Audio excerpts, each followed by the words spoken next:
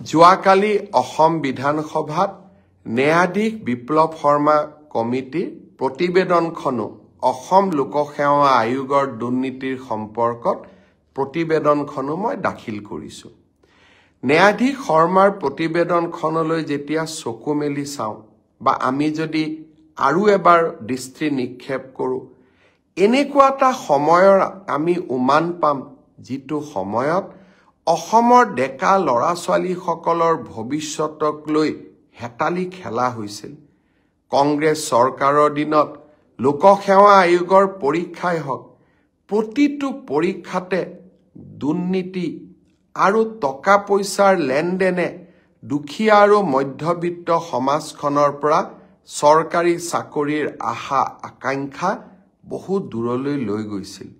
এতিয়া মোক কিছুমান যুৱক যুৱতীয়ে সুধি থাকে, ছাৰ ৰিজাল্ট কেতিয়া দিব, ছাৰ পৰীক্ষাৰ ফলাফল কেতিয়া দিব।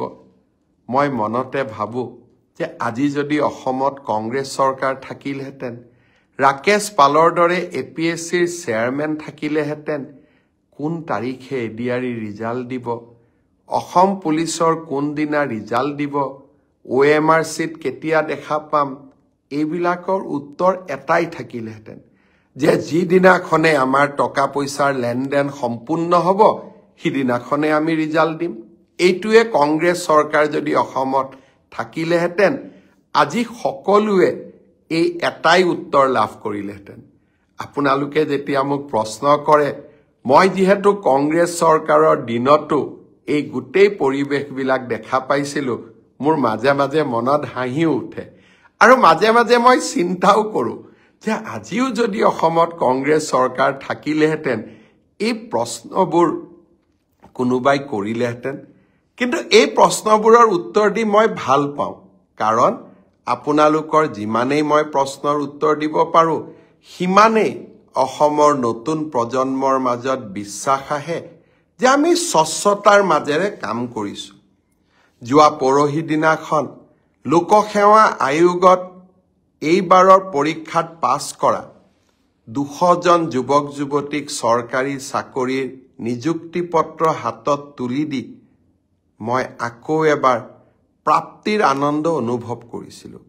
এই 200জন ছাত্ৰ ছাত্ৰীৰ এগৰাকীও মন্ত্ৰী বিধায়কৰ সম্পৰ্কীয় নহয়, এগৰাকীও চৰকাৰী শাসন ব্যৱস্থাৰ লগত জড়িত নহয়।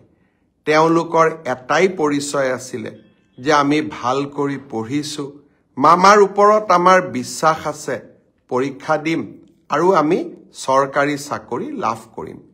সেই ধাৰাবাহিকতাকে আমি অক্ষুণ্ণ ৰাখিম।